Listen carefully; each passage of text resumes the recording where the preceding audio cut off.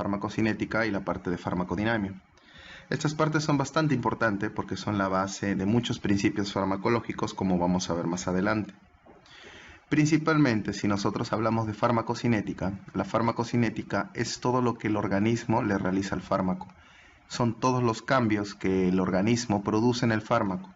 Por ejemplo, cuando nosotros administramos un medicamento o una droga, ese medicamento cuando entra en boca, que vamos a hablar preferentemente de la vía oral porque es la vía de mayor administración en odontología, cuando administramos un medicamento por boca, ese medicamento, esa forma farmacéutica, esa presentación farmacéutica tiene varios componentes.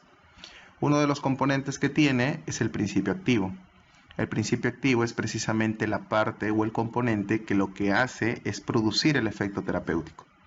Pero esa forma farmacéutica no solamente tiene el principio activo, sino también esa forma farmacéutica posee excipientes, conservantes, aglutinantes, los cuales nos importan mucho, porque esos excipientes, conservantes, aglutinantes, lo que están dando es que al principio activo favorecen algunos procesos que vamos a ver más adelante, como la absorción. Entonces, el primer proceso farmacocinético que se va a dar en el organismo es la liberación.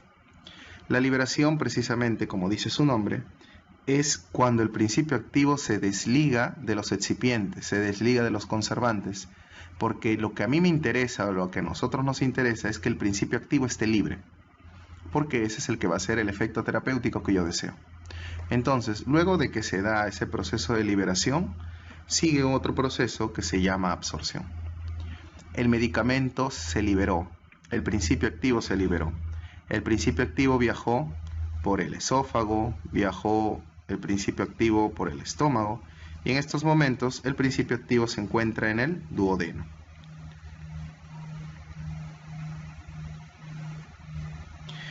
El duodeno es el principal lugar, como aparece acá, el duodeno es el principal lugar de absorción de medicamentos. El duodeno, que es la primera porción del intestino delgado, es la primera o la parte más importante de absorción de alimentos.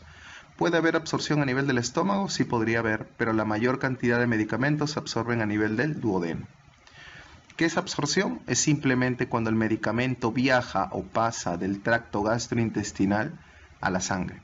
Esa es absorción. Es un proceso muy importante porque la sangre se va a encargar de hacer el otro proceso farmacocinético, que es la distribución.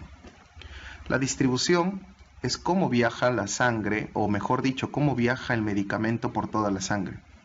Y puede viajar a muchos lugares, ¿no? Entre tantos lugares, el lugar que más me interesa a donde viajen los medicamentos es al lugar donde va a ser la acción terapéutica.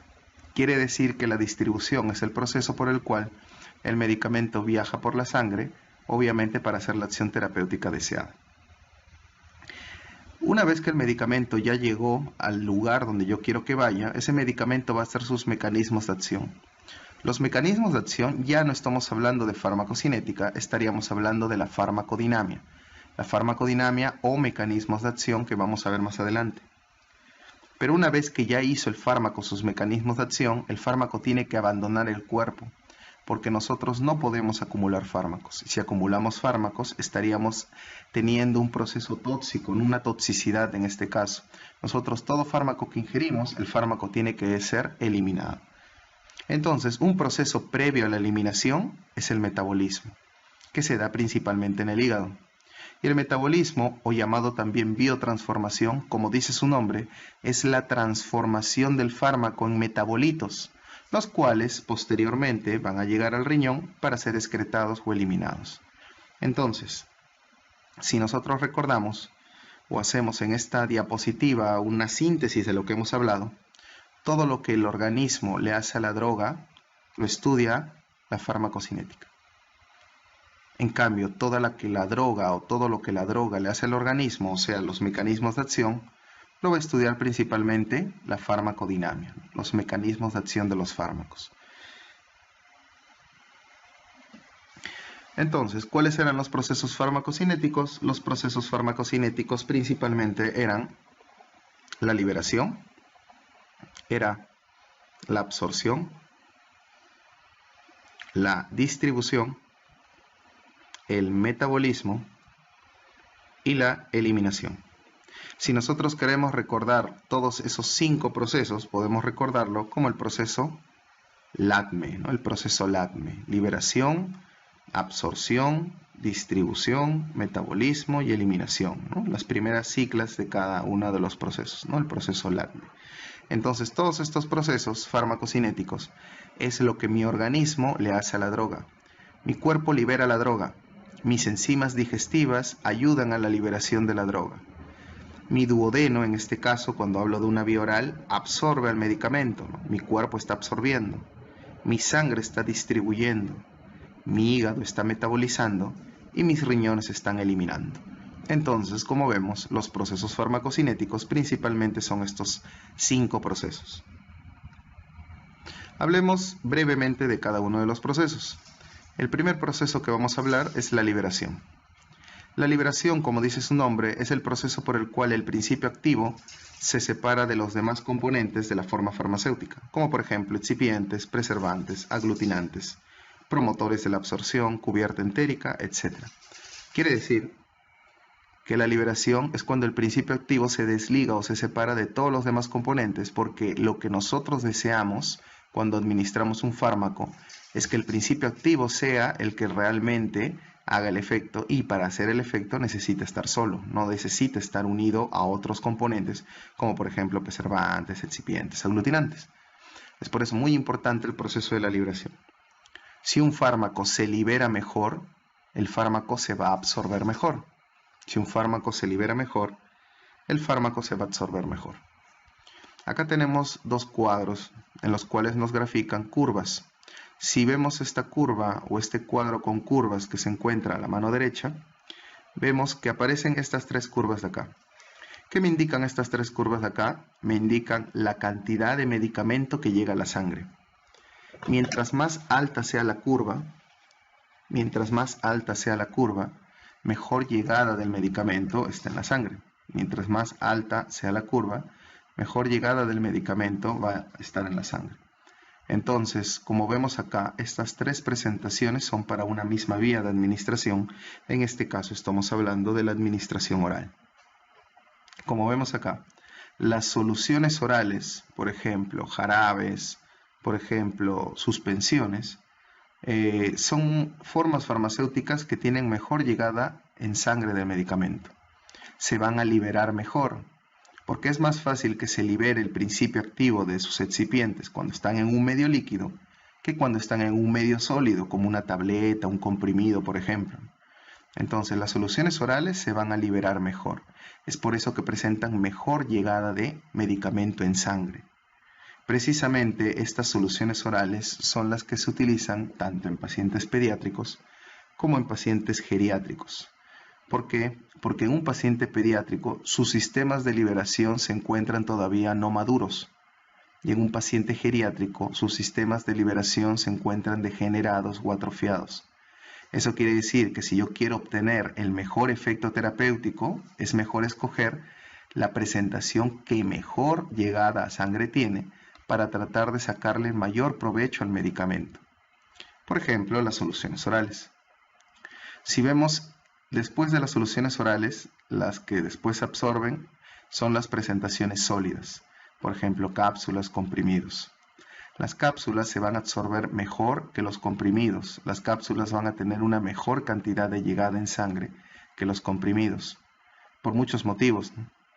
Es por eso que las cápsulas también cuestan más que los comprimidos, por ejemplo, ¿no? Tienen un costo un poco más caro. Luego de las presentaciones sólidas, lo que sigue vendría a ser los comprimidos, ¿no? Y por último, si es que nosotros acá queremos dibujar una curva más, por último, nosotros tenemos que la presentación sólida con menor llegada de medicamento en sangre son las tabletas. Precisamente, como es la forma más simple, la forma sólida más simple, son formas bastante baratas. Si nosotros recordamos, los medicamentos genéricos, por ejemplo, vienen mayormente en tabletas. ¿Por qué en tabletas? Porque también es la forma farmacéutica más barata. Pero como vemos, esa forma farmacéutica no tiene en muchos casos protección contra el pH gástrico. Eso quiere decir que la cantidad de medicamento que llega al duodeno para ser absorbido es menor y por ende hay menos llegada de medicamento en sangre. Entonces tenemos que evaluar eso. Si vemos el gráfico de la izquierda, en cambio, acá tenemos cómo llega el medicamento en sangre, pero comparando las vías de administración. Siempre las vías de administración parenterales. ¿Qué es una vía parenteral? Las que utilizan agujas.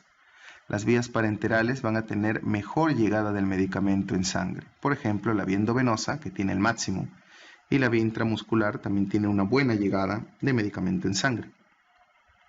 Otra vía que también va a tener una buena cantidad de llegada de medicamento en sangre es la vía subcutánea, que también es una vía parenteral. Y después vienen recién las vías enterales. ¿Qué es una vía enteral? Son vías en las cuales no se utilizan agujas y van a ingresar por cualquier parte del tracto gastrointestinal. Por ejemplo, la vía oral, que es la más utilizada, y la vía rectal, que ingresa por el recto, son vías que presentan menor cantidad de llegada del medicamento en sangre. Entonces, esto es si nosotros comparamos las vías de administración.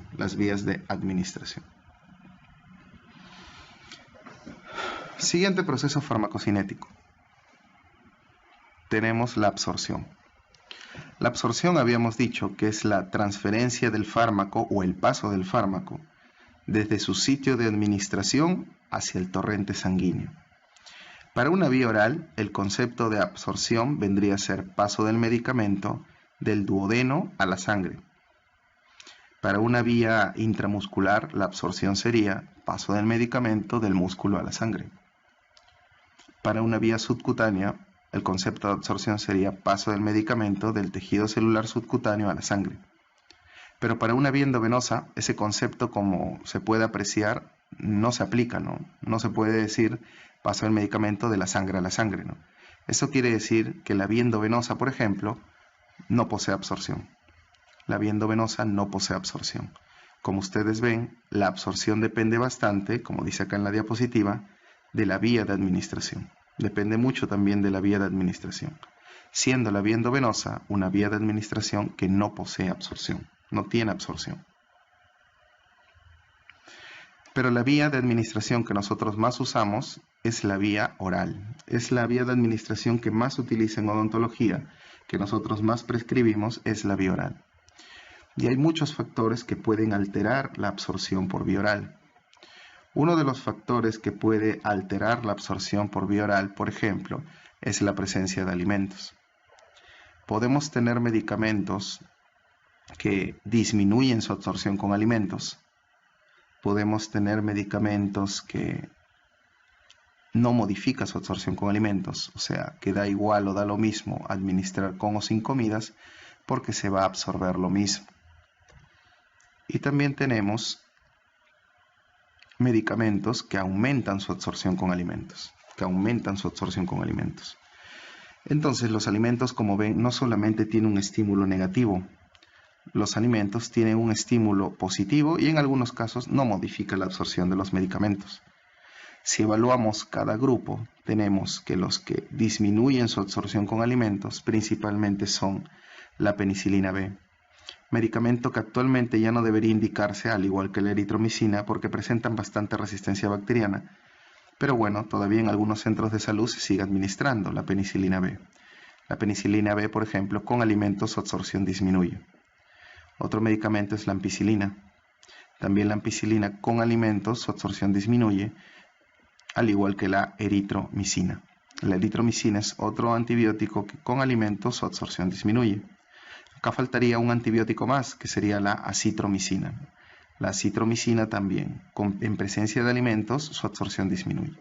Hay que administrar siempre sin alimentos. Y otro grupo son las benzodiazepinas. Las benzodiazepinas, como por ejemplo el midazolam, el lorazepam, el diazepam, también sin alimentos se va a absorber mejor. Y ese es todo un problema cuando, por ejemplo, se hace sedación consciente, ¿no? Cuando se hace sedación consciente, en muchos casos, el medicamento, el midazolam, por ejemplo, no hace un efecto depresor adecuado. Y un causante de eso puede ser de que de repente el niño haya comido. Si las benzodiazepinas se administran con alimentos, no se absorben bien. Si no se absorben bien, obviamente no va a tener una correcta llegada del medicamento a la sangre para hacer el efecto sedante. Es más, puede hacer el efecto contrario, que es un efecto estimulante. El siguiente grupo de medicamentos que no se modifica en este caso su absorción con alimentos, tenemos por ejemplo a la amoxicilina, que es un antibiótico, una penicilina, a la clindamicina, que también es un antibiótico, es una lincosamida, y a los antiinflamatorios no esteroideos o llamados también AINES. Tenemos estos tres de acá. Si nosotros comparamos o tenemos que hacer un análisis de cada uno, si bien es cierto, hablamos primero de los AINES con o sin alimentos absorben igual, pero se debe dar con alimentos, pero no porque mejora su absorción, sino se da con alimentos porque con alimentos evitamos un efecto adverso bastante importante de los AINES, que es la gastrolesividad, ¿no? Por eso se debería administrar con alimentos. En el caso de la amoxicilina y clindamicina también debería administrarse con alimentos. ¿Por qué? Porque estos medicamentos de acá pueden irritar el tracto gastrointestinal, produciéndole al paciente algunos cuadros diarreicos. Es por eso que estos medicamentos yo los administro con comidas para evitar estos cuadros diarreicos o para reducir el riesgo de producir estos cuadros diarreicos, aprovechando de que estos medicamentos con o sin alimentos se absorben igual. Otro grupo de medicamentos que en este caso se absorbe mejor con alimentos, tenemos algunas cefalosporinas, por ejemplo el cefaclor y la cefuroxima, que son cefalosporinas de segunda generación. Con alimentos tienen un buen grado de absorción, mejoran su absorción. Esto quiere decir que estos medicamentos debería administrar con comidas, ¿no? Con alimentos, ¿no? Acá faltaría inclusive uno, que es la claritromicina, ¿no? La claritromicina es un antibiótico, es un macrólido azálido, que con alimentos mejora su absorción también. Como vemos, entonces, los alimentos no solamente tienen una respuesta negativa en la absorción de los medicamentos, sino que también en algunos casos va a tener una respuesta estimulante o en algunos casos no va a modificar la absorción de los mismos. Entonces, si hacemos un repaso, tenemos que yo administro todo el medicamento por boca, cuando yo estoy hablando de una vía oral. Ese medicamento que estoy administrando por boca va a viajar por el tracto gastrointestinal hacia el principal lugar de absorción, que habíamos dicho es el duodeno. Luego ahí se va a absorber, por ejemplo, en el caso de este medicamento, si es que hablamos por ejemplo de la amoxicilina, que es un antibiótico que se absorbe en el duodeno un 80% aproximadamente, se absorbió el 80% y ese porcentaje yo lo conozco como porcentaje de absorción. La pregunta sería, si se ha absorbido el 80%, ¿qué es lo que sucede con el otro 20%? Bueno, con el otro 20% sucede lo siguiente, que continúa su camino por el tracto gastrointestinal, o sea, por el intestino grueso, y ese 20% finalmente va a ser eliminado por vía fecal.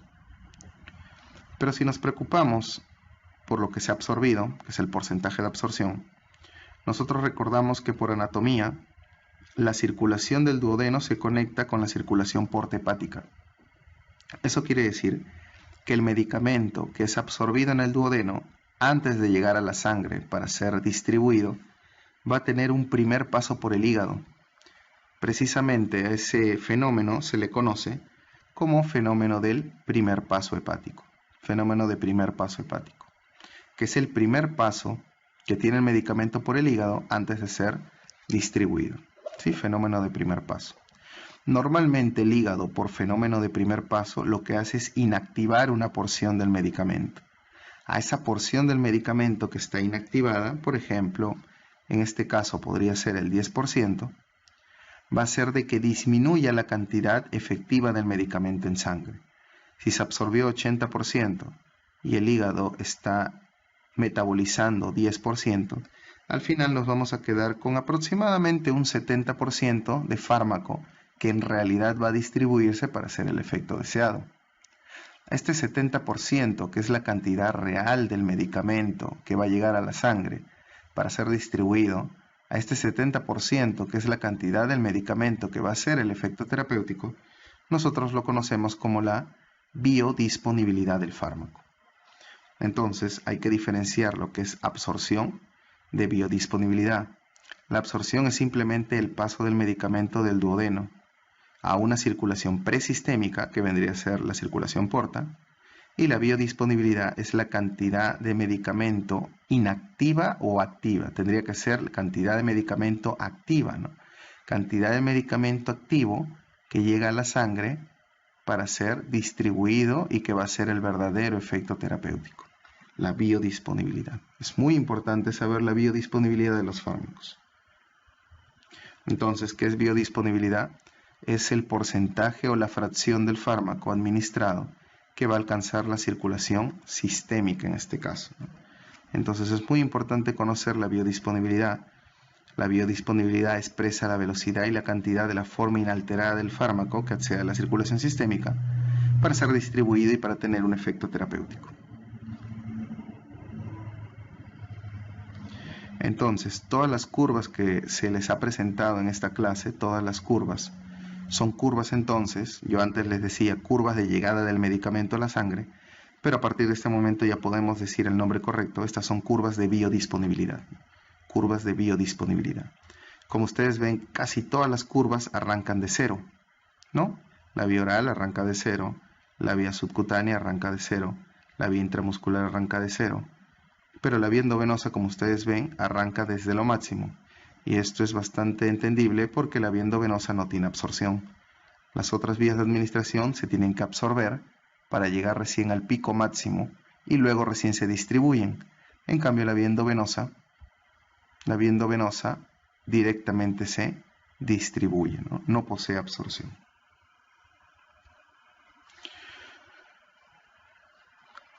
Bueno, siguiente proceso farmacocinético es la distribución.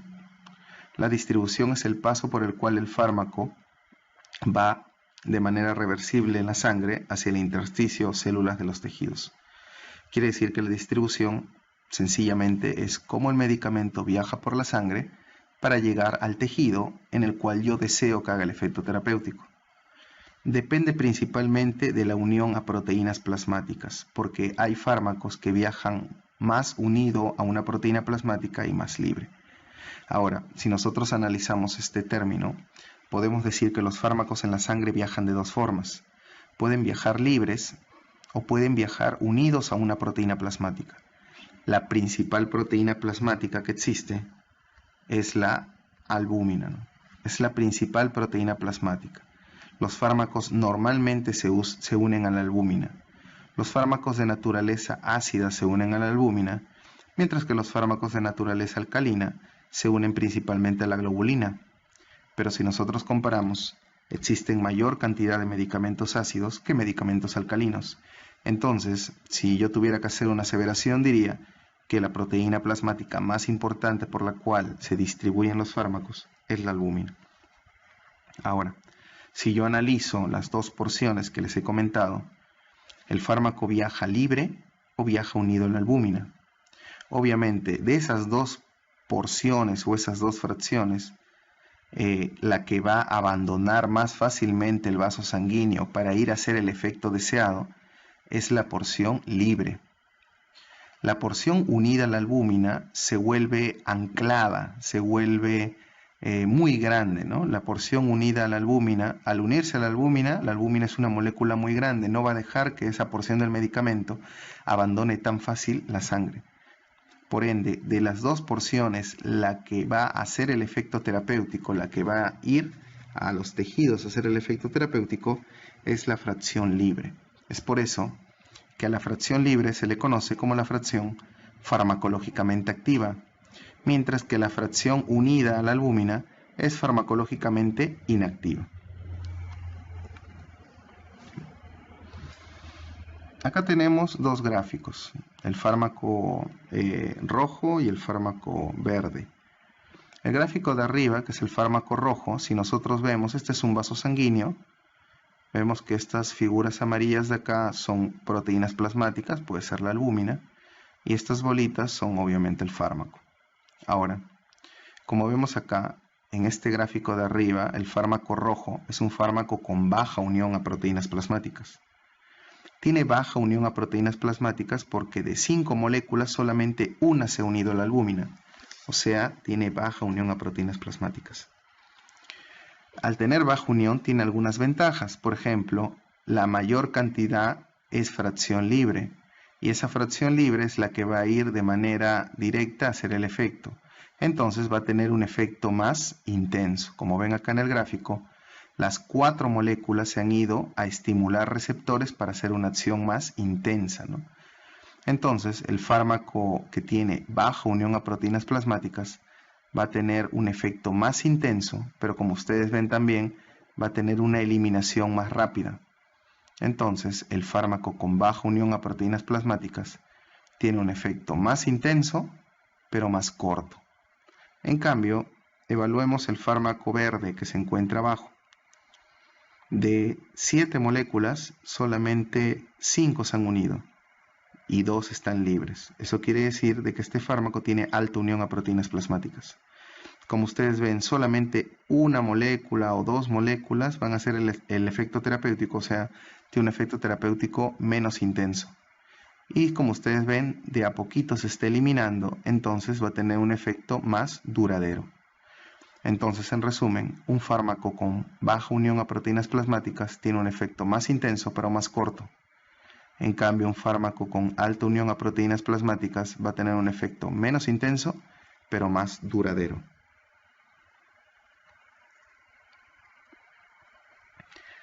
En esta diapositiva lo que se está graficando es el fenómeno del primer paso hepático y también el proceso de absorción, en este caso de una cápsula.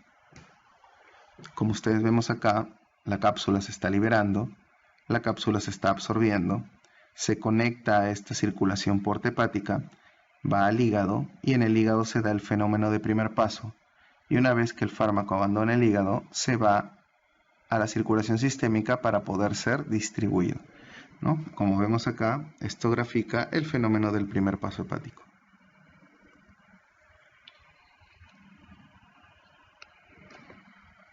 Siguiente proceso farmacocinético es la biotransformación o llamado también metabolismo. Todo fármaco que pasa por el hígado va a ser transformado, por eso se llama biotransformación, va a ser transformado. ¿Qué es la biotransformación? Es una conversión bioquímica, va a haber una conversión bioquímica de un fármaco en otra forma química que recibe el nombre de metabolito. Quiere decir que la biotransformación es cuando un medicamento pasa por el hígado y producto de eso vamos a tener un metabolito, ¿sí? Ahora, existen dos tipos de metabolitos. Tenemos metabolitos activos y tenemos metabolitos inactivos. Metabolitos activos y metabolitos inactivos. El metabolito inactivo, normalmente, ¿cuál es su camino? Va a seguir al riñón para ser eliminado. En cambio, el metabolito activo tiene una función, va a hacer que el efecto de la droga perdure más tiempo.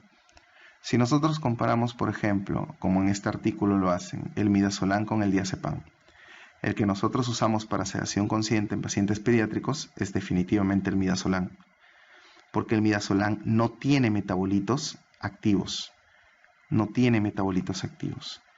Si el midazolam no posee metabolitos activos, por ende el efecto va a ser más corto. Va a tener una recuperación más rápida, entre 45 a 60 minutos el paciente.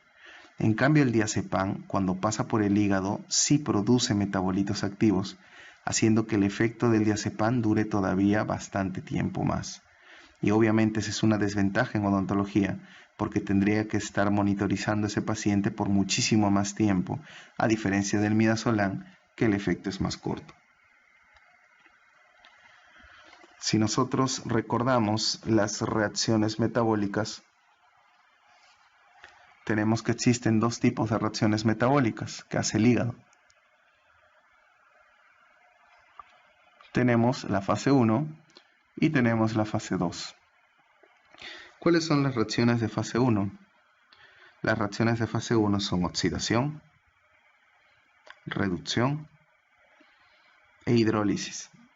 Son las principales reacciones de fase 1, oxidación, reducción e hidrólisis, siendo la más importante la fase 1, las reacciones de oxidación.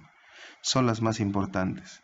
Son tan importantes que inclusive se han identificado las enzimas que producen este proceso de oxidación, que son las famosas enzimas del citocromo P450.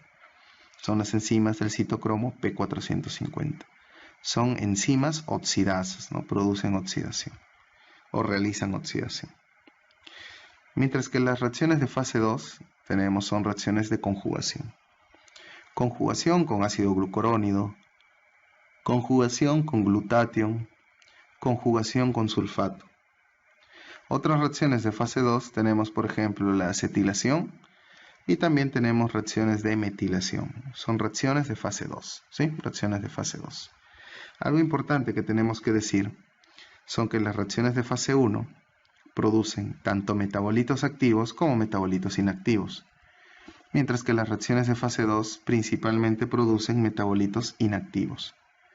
Entonces es muy importante recordar eso, que la fase 1 puede producir los dos, metabolitos activos o metabolitos inactivos, mientras que la fase 2 solamente produce metabolitos inactivos. Entonces, si yo comparo el hígado, ¿qué es lo que más hace? Definitivamente formación de metabolitos inactivos para luego ser eliminado por el componente renal. Y el último proceso farmacocinético que tenemos es la eliminación.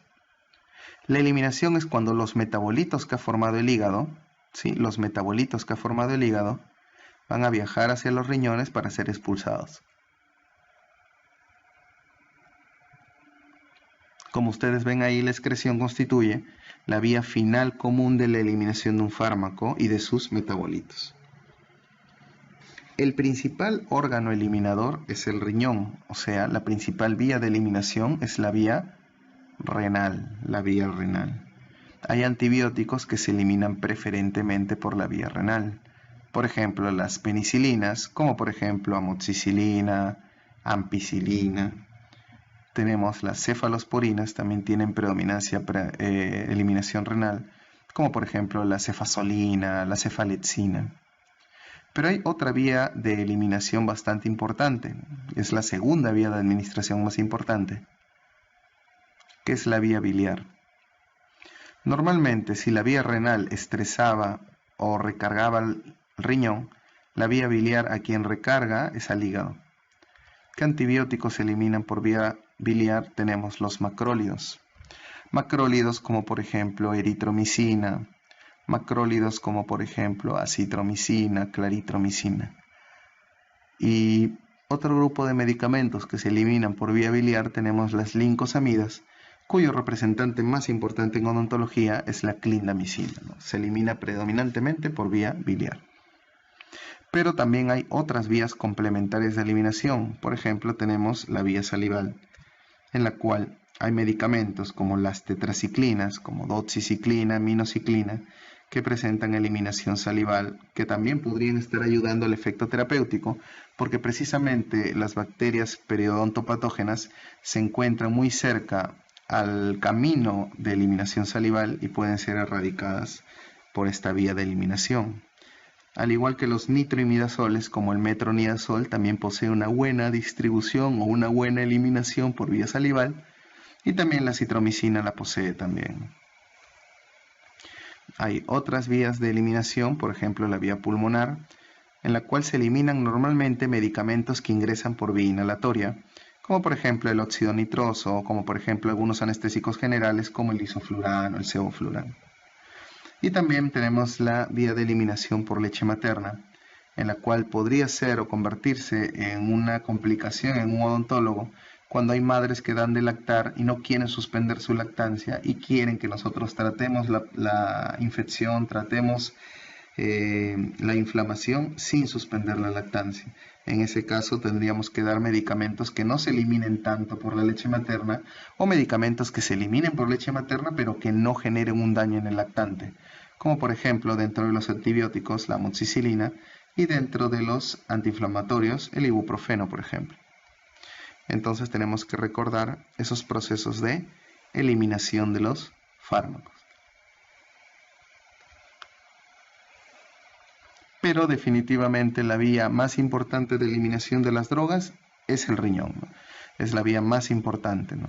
Por sus tres procesos también, ¿no? Tenemos, por ejemplo, filtración glomerular, secreción tubular y reabsorción tubular. Esos tres procesos van a colaborar, ¿no? Van a colaborar para que al final haya una eliminación de los fármacos más compensada.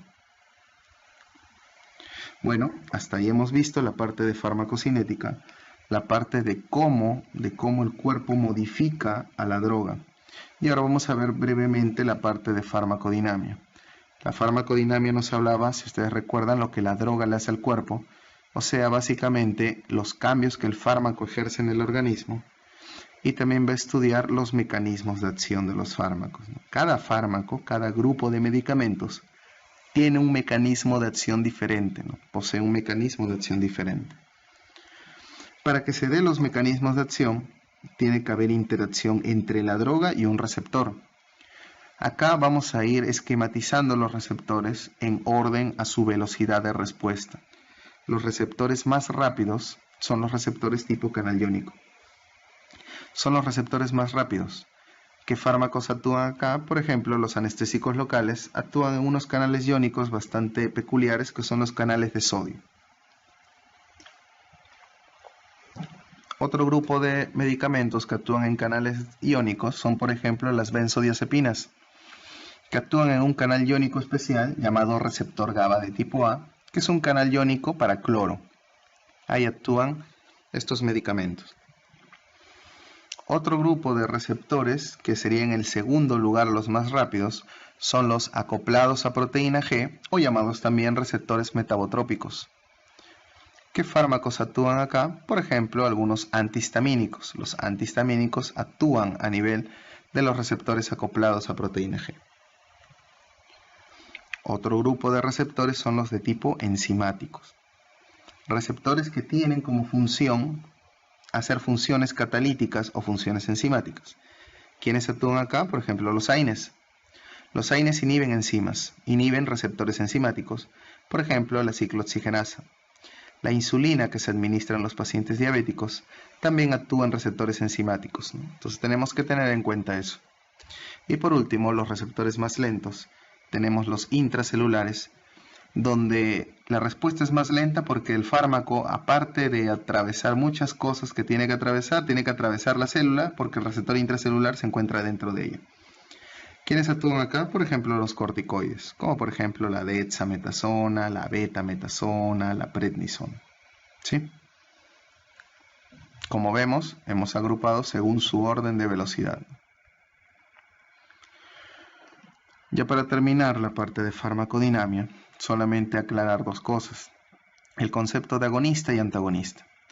Un agonista de una manera más fácil para que se entienda, es un fármaco que va a interactuar con un receptor y lo va a activar.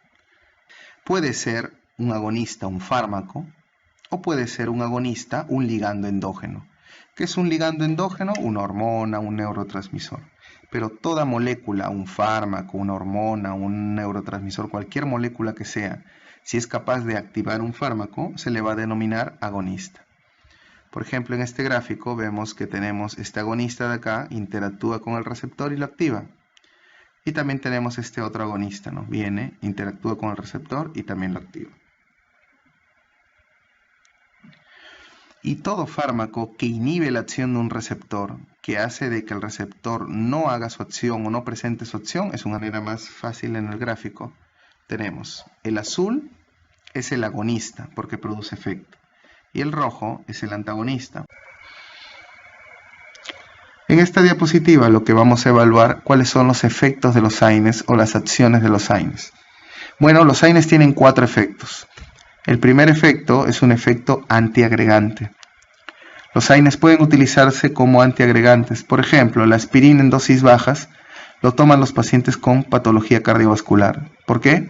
Porque la aspirina en dosis bajas solamente tiene efecto antiagregante.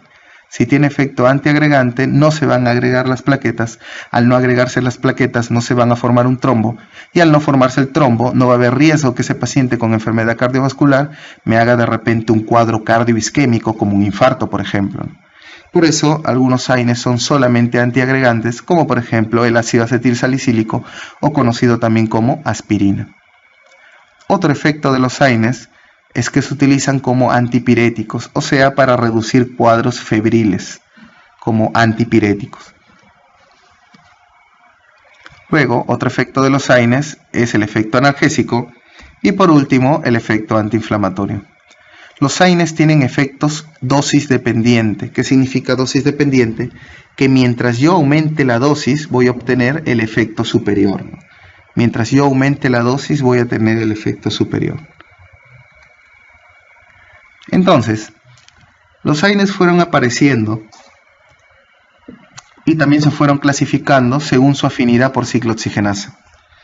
Los primeros AINES que salieron al mercado fueron los AINES no selectivos o llamados también AINES convencionales. ¿Qué significa la palabra convencional? Común. ¿Por qué se llama no selectivo? Porque no tiene selectividad por ninguna de las enzimas. Inhibe a la COX-1 en un 50%, inhibe a la COX-2 en un 50%. No tienen selectividad. ¿A quienes tenemos acá? Por ejemplo, tenemos al naproxeno, tenemos al ibuprofeno y también tenemos al ketoprofeno. ¿Son medicamentos que me van a aliviar el dolor y la inflamación? Sí, lo van a hacer, pero también me van a producir grandes efectos gastrolesivos y también grandes efectos nefrotóxicos, siendo el más nefrotóxico de todos el naproxeno.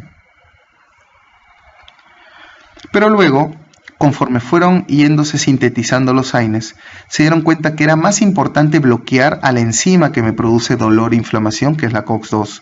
Es por eso que salieron a la venta los preferenciales de COX-2. Son medicamentos que tienen bloqueo preferencial por la ciclooxigenasa 2. Bloquean a la COX-1 en un 25% y bloquean a la ciclooxigenasa 2 en un 75%. Estos medicamentos me pueden aliviar el dolor, me pueden aliviar la inflamación y me pueden producir también cuadros de gastrolesividad, pero en menor proporción que los no selectivos.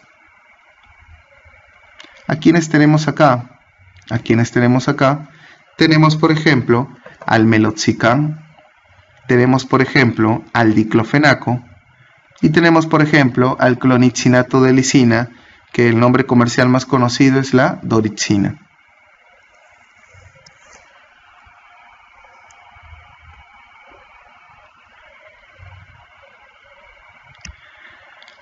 Otro grupo de medicamentos que salieron a la venta luego fueron los selectivos por COX-2 o llamados también COXIPs. Los selectivos de COX-2 o llamados también COXIPs. Fueron AINES que fueron sintetizados con la intención de bloquear al 100% a la ciclooxigenasa 2 para evitar que, a la ciclooxigenasa 2 para solamente producir efecto antiinflamatorio y analgésico y evitar los efectos gastrolesivos. Por ejemplo, estos COXIPs o selectivos por COX-2 tenemos que bloquean a la COX-1 en un 5% y a la COX-2 en un 95%.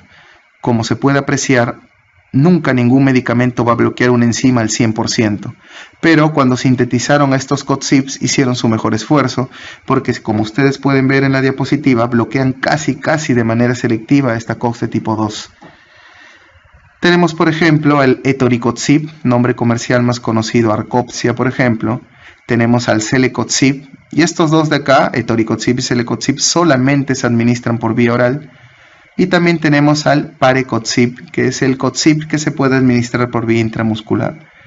Estos medicamentos me van a aliviar el dolor y la inflamación, y va a ser muy poco probable que me produzcan algún evento gastrolesivo o de repente algún evento nefrotóxico a considerar.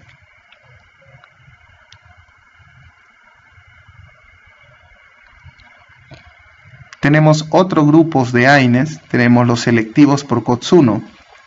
Bloquean un 95% a la COX-1 y un 5% a la COX-2. Y acá tenemos por ejemplo la aspirina en dosis bajas. La aspirina en dosis bajas bloquea solamente a la COX-1 de la plaqueta. Si bloquea la COX-1 de la plaqueta, la COX-1 que producía tromboxanos. Ya no va a haber producción de tromboxanos.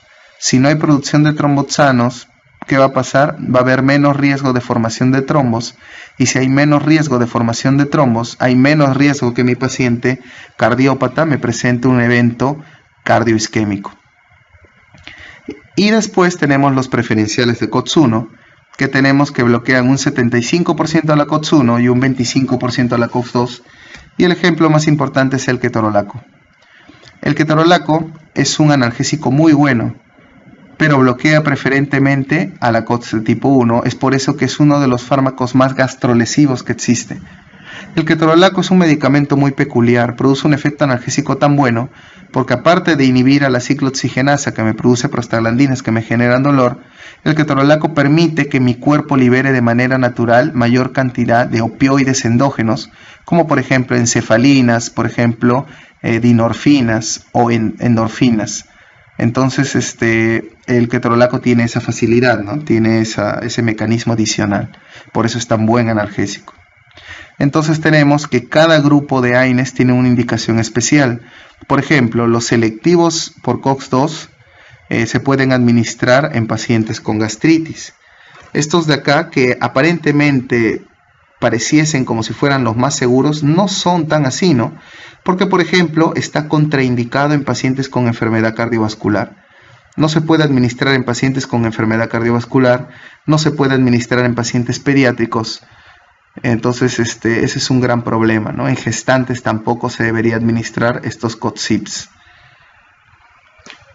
En cambio, los preferenciales por COX-2 están más indicados en pacientes con enfermedad cardiovascular, y los no selectivos son los que más se utilizan, por ejemplo, naproxeno y ibuprofeno en pacientes pediátricos.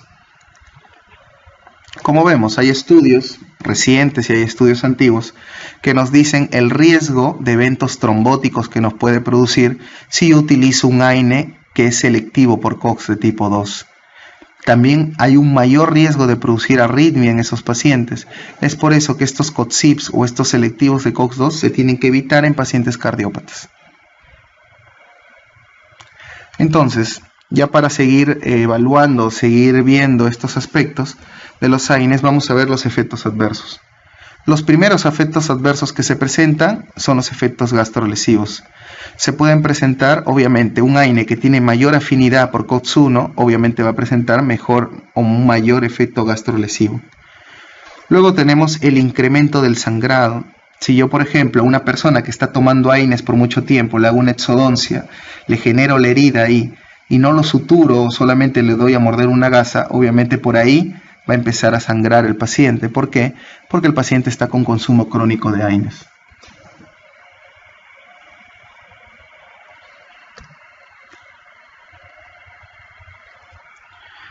Entonces, por ahí también podría decirse, o todavía por ahí podría interpretarse, de que si yo administro un AINE por vía intramuscular, ese AINE por vía intramuscular reduce el riesgo de gastrolesividad. La respuesta es no. Los AINES por vía oral o por vía intramuscular van a producir el mismo efecto gastrolesivo. Entonces, es importante tener en cuenta eso, ¿no? De que los AINES, por más que yo lo administre por vía intramuscular, no estoy reduciendo el efecto de gastrolesividad.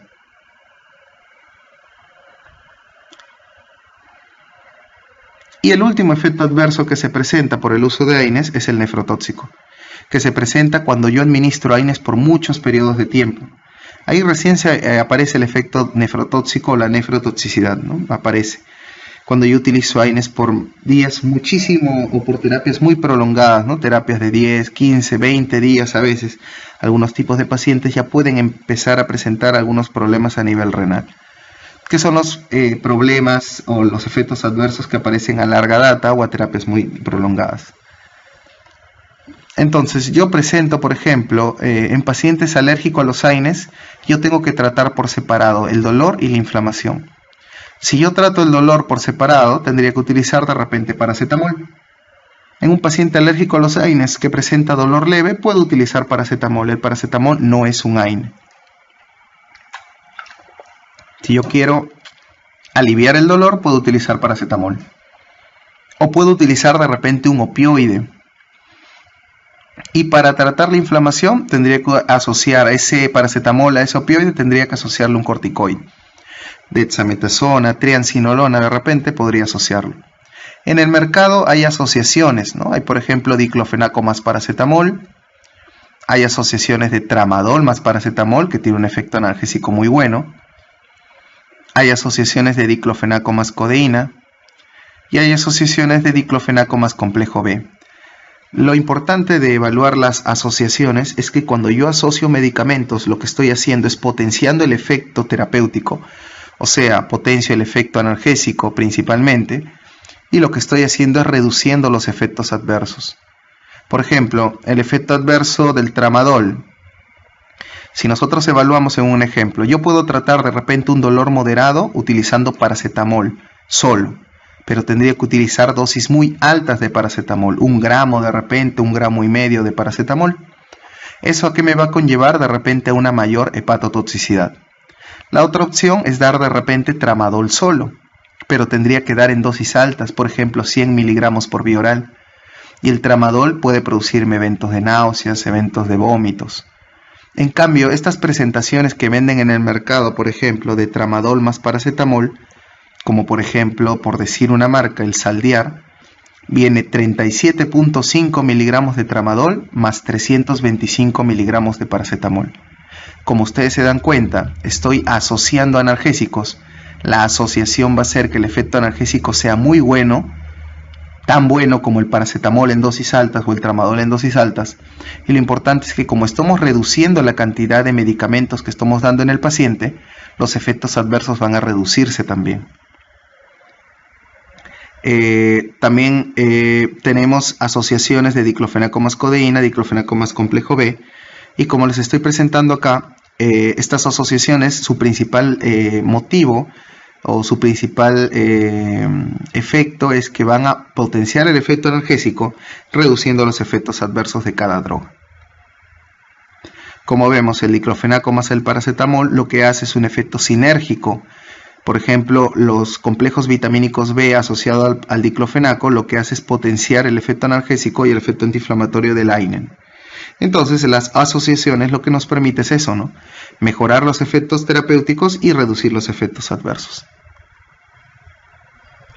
Y ya para terminar, vamos a hablar sobre el uso racional de antibióticos en odontología. La utilidad de antibióticos o cómo se deberían administrar los antibióticos, ¿sí?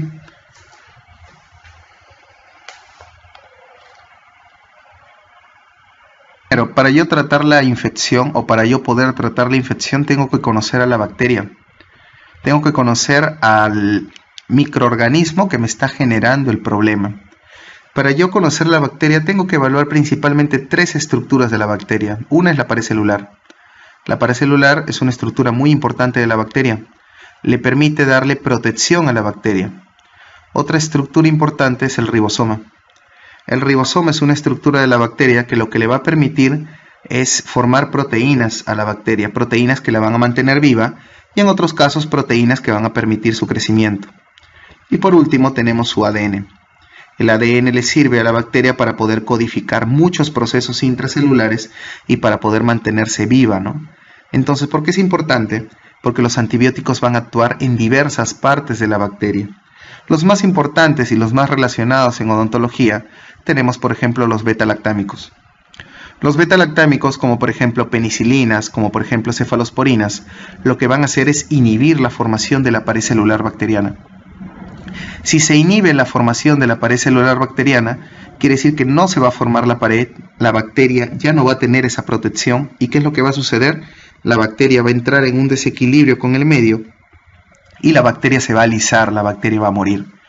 Quiere decir que las penicilinas y cefalosporinas pertenecen al grupo de los medicamentos o de los antibióticos bactericidas.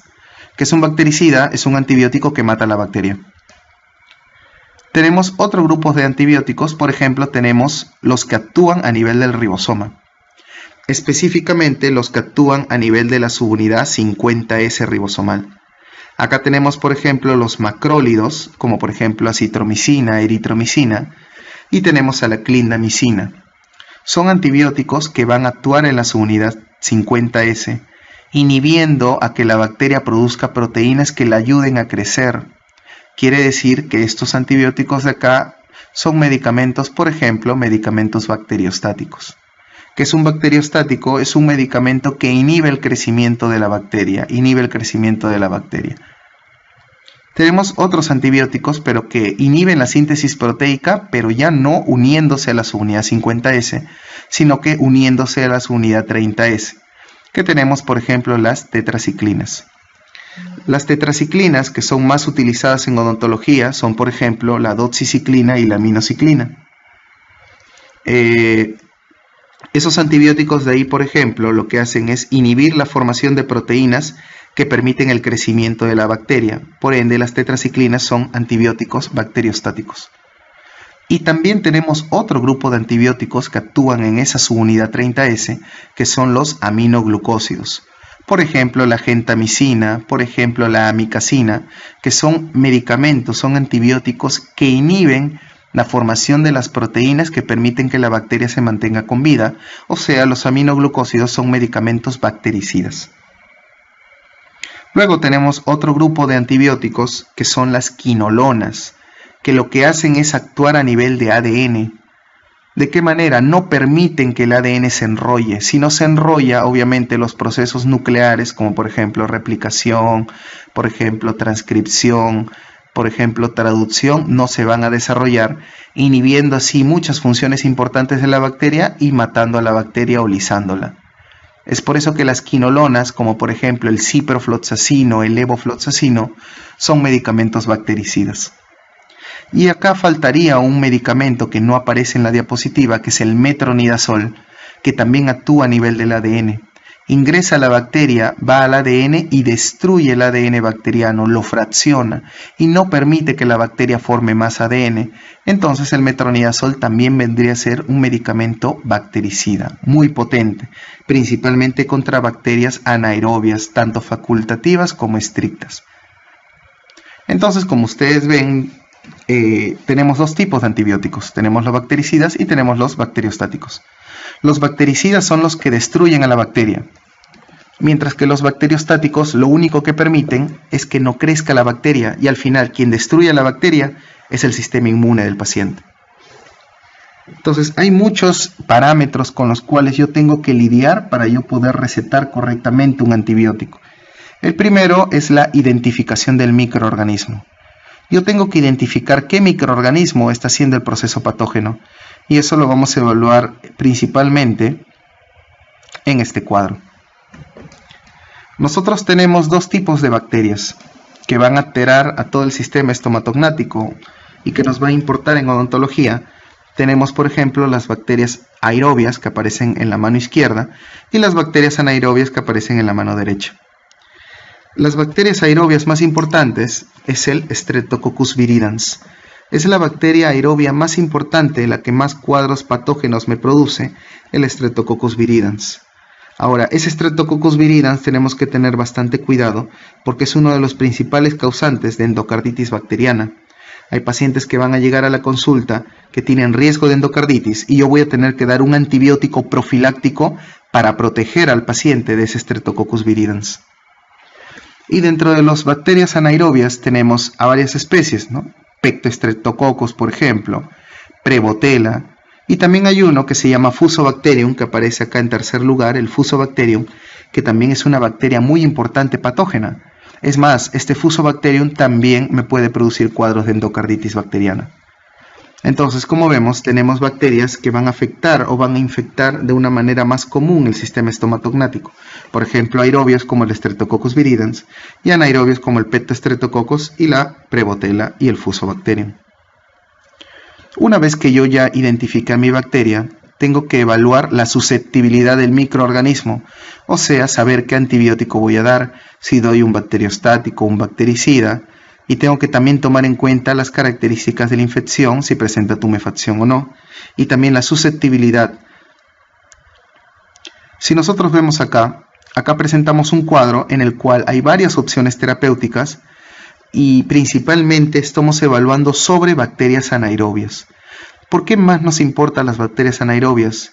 Porque si nosotros recordamos los niveles de infección, tenemos infecciones leves, tenemos infecciones moderadas a febriles, tenemos infecciones moderadas febriles y tenemos infecciones severas. De todas esas infecciones, por así decirlo, ¿qué microorganismos son los que se encargan de hacer que una leve progrese a una moderada y de una moderada que progresa a severa? Obviamente son los anaerobios. Los microorganismos anaerobios son los microorganismos culpables de que una infección progrese tan rápidamente. Es por eso que mi terapia antibiótica tiene que ir dirigida también a estos anaerobios. Aparte de todo que los anaerobios son los que en mayor cantidad se presentan en infecciones odontogénicas. Por ejemplo, ¿cuáles son los antibióticos que mejor efecto contra anaerobios tienen? Los que aparecen ahí, clindamicina y metronidazol. son los antibióticos que mejor efecto contra anaerobio tienen, van a destruir a los anaerobios. Ahora, si nosotros analizamos la segunda opción que aparece acá, amoxicilina sola, la amoxicilina tiene un buen efecto contra anaerobios. Ataca muy bien, como ustedes ven, a los Pectostreptococcus y al Fusobacterium, pero no es muy bueno contra Prevotella y Porphyromonas, y precisamente a veces tenemos casos en los cuales tenemos un absceso, y cuando vamos a tratarlo con amoxicilina, pasa los 5 días de terapia y el absceso sigue igual, es más, ha empeorado. ¿Qué quiere decir? De que esas bacterias que se encuentran produciendo ese absceso, de repente son Prevotellas, de repente son Porphyromonas, y esas de ahí producen una gran cantidad de beta-lactamasas. Las beta-lactamasas son unas enzimas que producen las bacterias que destruyen el anillo beta-lactámico de la amoxicilina y por ende la amoxicilina no sirve. Es por eso que si yo tengo una infección que yo administro amoxicilina y la amoxicilina no funciona, yo tengo que ponerme a pensar que probablemente es porque las bacterias están produciendo beta-lactamasas. Entonces, ¿qué hago? Cambio de antibiótico, retiro la amoxicilina, podría dar Clinda o metronidazol, pero hay otra opción que sería la más adecuada, que sería la amoxicilina más ácido glavulánico. La amoxicilina más ácido glavulánico, como ustedes pueden apreciar, tiene un buen efecto contra todas las bacterias anaerobias, precisamente porque el ácido glavulánico no es un antibiótico. El ácido glavulánico es un inhibidor de beta-lactamasas. El ácido glavulánico va a inhibir a las enzimas que producía la bacteria para destruir a la amoxi. Y al inhibir a esas enzimas, queda frente a frente la amoxi con la bacteria y obviamente la amoxicilina la destruye. Entonces es muy importante saber cuándo asociar amoxicilina más ácido glavulánico. El único problema es que esa amoxicilina más ácido glavulánico tiene un costo un poquito más elevado. Como vemos, hay trabajos, inclusive trabajos del 2004, que nos dicen que la mayor cantidad de bacterias que nos van a originar infecciones odontogénicas son las anaerobias estrictas, en un 62.5%. En un 35.7% tenemos bacterias anaerobias facultativas y solamente un 1.8% son bacterias aerobias. Como vemos, las bacterias anaerobias son las más prevalentes. Y tenemos también algunos cuadros, algunos datos de algunos artículos del 2004 que nos dicen que las bacterias mueren o son susceptibles, por ejemplo, a la amoxi, a la clinda, al metro, a la amoxicilina más ácido glavulánico, pero las que tienen un gran grado de resistencia son a la penicilina B y a la eritromicina. Quiere decir de que los antibióticos, como por ejemplo penicilina B y eritromicina, deberían dejar de usarse, porque inclusive en trabajos del 2004 ya presentaban más del 30% de resistencia bacteriana, y ahora a puertas del 2017 o en el 2017, obviamente el porcentaje ha aumentado, ¿no? La bacteria seguramente se ha hecho más resistente, es imposible que se haya hecho más sensible.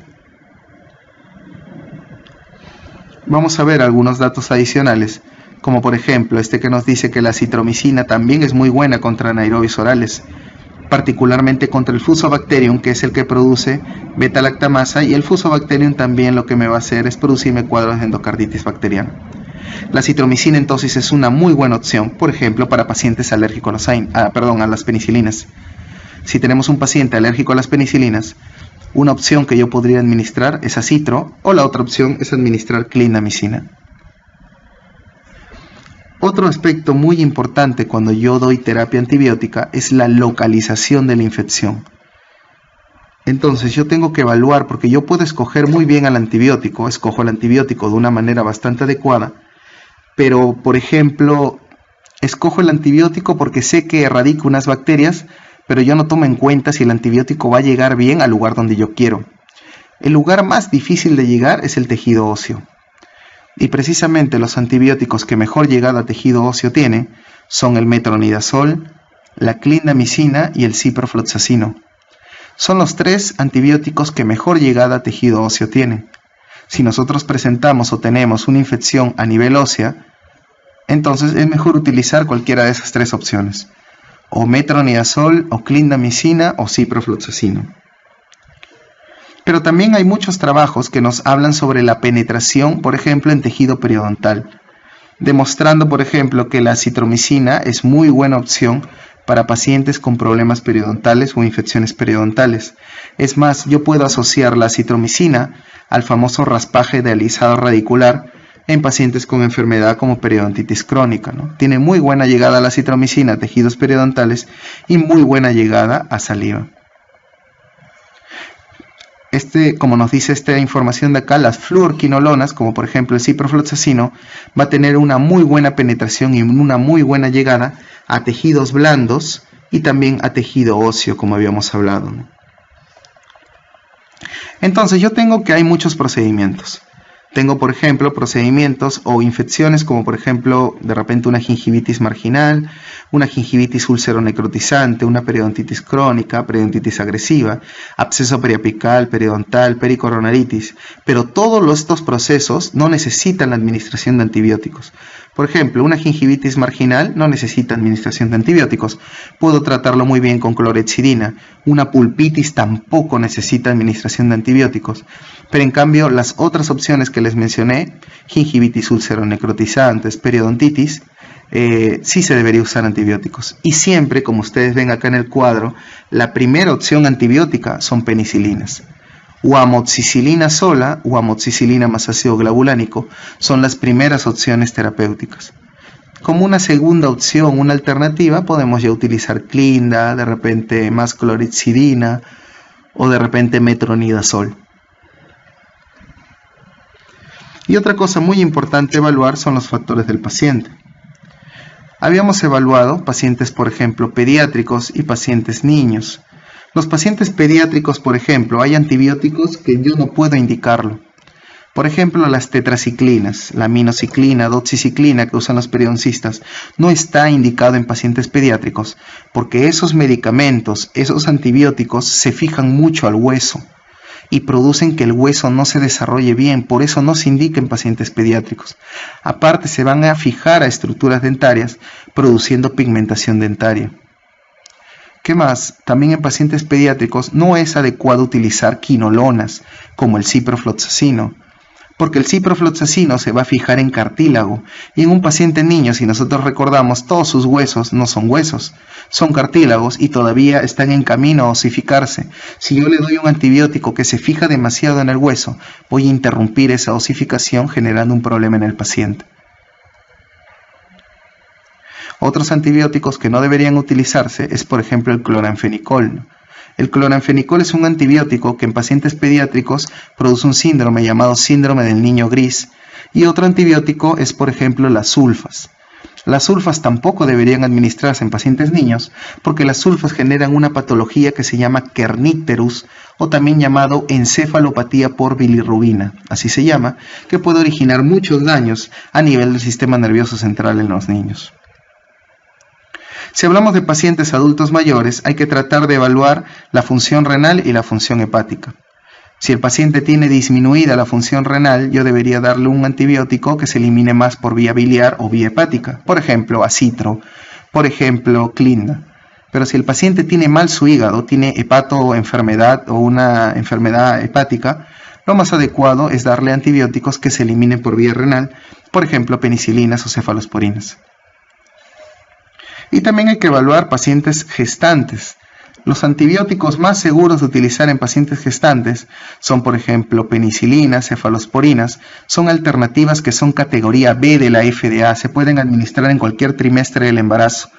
También puedo administrar acitromicina y clindamicina. También se le puede dar a una paciente gestante. Es categoría B de la FDA en el embarazo.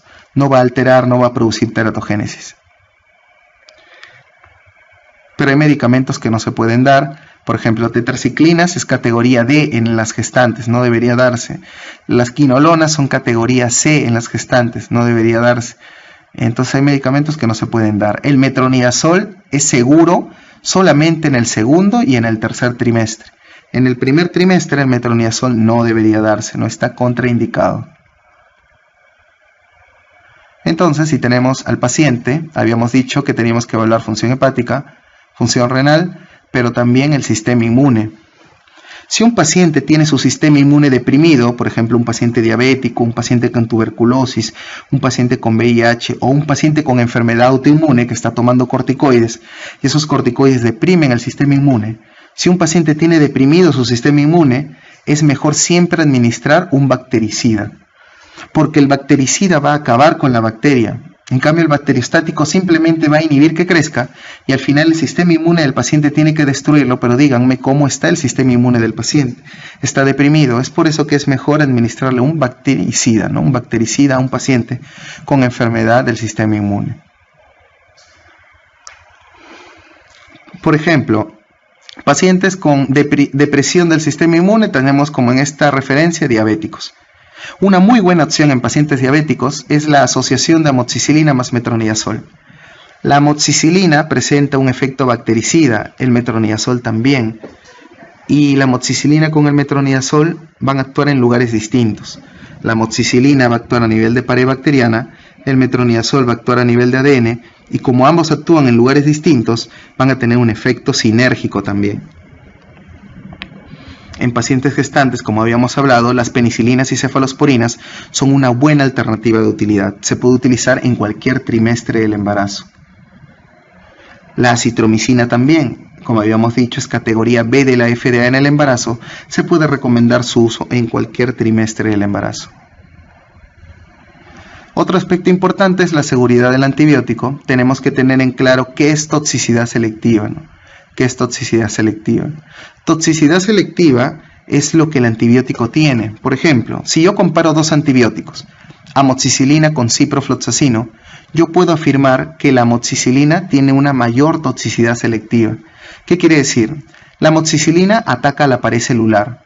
En mi cuerpo yo no tengo ninguna célula que tenga pared celular. Nuestras células no tienen pared celular. Quiere decir que la amoxicilina va a atacar solamente a la pared celular de la bacteria y como nuestras células no tienen pared celular, no nos van a atacar. La amoxicilina es menos tóxica. Pero el ciprofloxacino, ¿se acuerdan cómo actuaba? Actuaba a nivel de ADN. No permitía que el ADN se enrolle, produciendo una toxicidad en el ADN. Pero nuestras células tienen ADN, también la tienen. Quiere decir que el ciprofloxacino puede atacar a la bacteria, pero también nos puede atacar a nosotros, produciendo un efecto tóxico más severo. Y otro aspecto muy importante es el costo de tratamiento. Nosotros podemos dar una buena terapia, ¿no? Una buena terapia, pero al final, por ejemplo, digo, doctor, tengo que administrarle amoxicilina más ácido glavulánico al paciente por lo menos cada 8 horas durante 10 días. Cada comprimido de amoxicilina más ácido glavulánico está aproximadamente entre 8 a 10 soles. Quiere decir que si tomamos en cuenta el precio más alto, que es 10 soles, 10 por 3, sería 30 al día. 30 por 10, 300 soles al día de terapia, ¿no? De repente mi paciente no tiene las condiciones para comprarlo y no va a cumplir la terapia. Si no cumple la terapia es como si yo no hubiera hecho nada, ¿no? Yo no he dado una correcta terapéutica. Y algunos aspectos ya para terminar es cómo yo administro mejor dicho, antibióticos de dos maneras. Utilizando profilaxis o utilizando terapia. ¿Qué es la profilaxis? Es cuando yo administro antibiótico antes de la cirugía para evitar que haya una infección. ¿Y qué es terapia? Cuando yo administro antibióticos normalmente porque ya la infección se ha instaurado y tengo que erradicarla. La profilaxis solamente es una dosis antes del procedimiento quirúrgico. La terapia no. La terapia son varias dosis, ¿no? Varios conocimientos.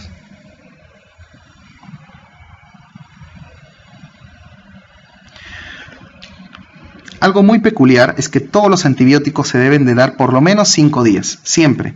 Todos los antibióticos, la terapia antibiótica tiene que durar por lo menos 5 días, a excepción de este antibiótico de acá que es la acitromicina. Se ha demostrado que la acitromicina se puede administrar una vez al día y solamente por 3 días, porque se ha demostrado que al administrarlo en esos regímenes, persiste sus concentraciones todavía durante un lapso de 7 a 10 días. Eso quiere decir que la citro tiene un poder de penetración tan alto que inclusive se almacena o más tiempo y tiene un efecto más prolongado. Se puede administrar inclusive en terapias de 3 días. Otro muy importante es, por ejemplo, la utilidad de amoxicilina como profiláctico. Yo puedo utilizar profilaxis de amoxicilina, 2 gramos de amoxicilina 1 hora antes del procedimiento. Cuando yo doy profilácticos por vía oral, lo doy 1 hora antes del procedimiento. Cuando doy profilácticos por vía intramuscular, lo doy 30 minutos antes del procedimiento. y en dosis bien altas, ¿no? Por ejemplo, la amoxicilina lo estoy dando 1 hora antes del procedimiento, es como profiláctico, y estoy dando dosis bien altas, como por ejemplo 2 gramos. ¿Por qué doy dosis tan altas? Porque yo tengo que asegurarme que al momento que el operador va a hacer el corte, la incisión, y las bacterias van a hacer una bacteremia, van a entrar a la sangre, tienen que encontrar al antibiótico en concentraciones bastante altas. Y también tenemos otros esquemas u otros regímenes de profilaxis, tenemos por ejemplo con clindamicina. Puedo dar clindamicina de 600 por vía intramuscular 30 minutos antes del procedimiento, o inclusive cefazolina, que es una cefalosporina de primera generación de 1 gramo por vía intramuscular, igual 30 minutos antes del procedimiento. Como ustedes ven, son agentes antibióticos que se administran por vía intramuscular y lo vamos a administrar 30 minutos antes. Si fuese oral, sería 1 hora antes. Y bueno, ya para terminar, tenemos algunos cuadros, por ejemplo, sinusitis bacteriana. En algunos casos de sinusitis, la primera opción que se utiliza es amoxicilina más ácido glavulánico, por lo menos cada 12 horas. Para cualquier infección odontogénica, un absceso, un problema periodontal, la amoxicilina se debería dar solo cada 8 horas o cada 6 horas. No debería darse cada 12, porque no funciona. Se ha demostrado que la amoxicilina cada 12 solamente funciona cuando estamos ante una infección respiratoria o ante una sinusitis, como el caso de acá, ¿no? Porque se ha demostrado que la amoxicilina penetra bien y se almacena mucho en tejido respiratorio, por ejemplo, en tejido respiratorio laringe, ¿no? Por ejemplo, en senos, ¿no? En senos también se almacena bastante y tiene un efecto bastante prolongado. Y para tratamiento de algunos cuadros infecciosos bastante severos, por ejemplo, una angina de Ludwig, que es un cuadro antibiótico bastante severo, podemos asociar, por ejemplo, penicilina G asociada a clindamicina, obviamente ambos por vía endovenosa. ¿Por qué? Porque como estamos ante una infección severa, debemos de utilizar vía endovenosa y tenemos que utilizar asociaciones medicamentosas.